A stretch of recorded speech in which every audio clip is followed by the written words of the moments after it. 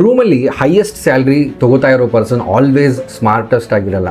ಸ್ವಲ್ಪ unfair ಅನ್ಸುತ್ತಲ್ವಾ? But corporate world ಹೀಗೆ work ಆಗುತ್ತೆ. ತುಂಬ ಜನ ಥಿಂಕ್ ಮಾಡ್ತಾರೆ ಸ್ಯಾಲರಿ ಡಿಪೆಂಡ್ ಆಗೋದು ಟೆಕ್ನಿಕಲ್ ಸ್ಕಿಲ್ಸ್ ಮೇಲೆ ಅಂತ. ಆ್ಯಕ್ಚುಲಿ ಅದಲ್ಲ.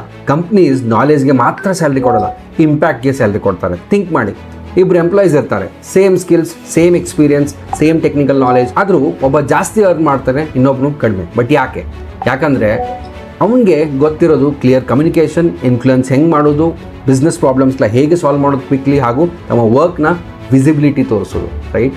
ಕಾರ್ಪೊರೇಟ್ ಲೈಫಲ್ಲಿ ಟೆಕ್ನಿಕಲ್ ಸ್ಕಿಲ್ಸ್ ಖಂಡಿತ ಇಂಪಾರ್ಟೆಂಟ್, ಬಟ್ ನಿಮ್ಮ ವ್ಯಾಲ್ಯೂ ಯಾರಿಗೂ ಗೊತ್ತಾಗದೆ ಇದ್ದರೆ ಗ್ರೋತ್ ಖಂಡಿತ ಸ್ಲೋ ಆಗುತ್ತೆ.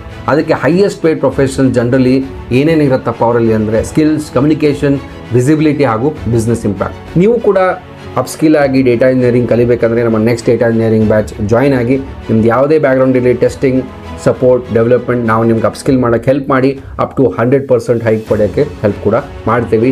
ಲಿಂಕ್ ಬಾಯಲ್ಲಿದೆ, ಫಾರ್ಮ್ ಫಿಲ್ ಮಾಡಿ ಅವರ್ ಟೀಮಿಗೆ ರೀಚ್ ಔಟ್ ಟು ಯು.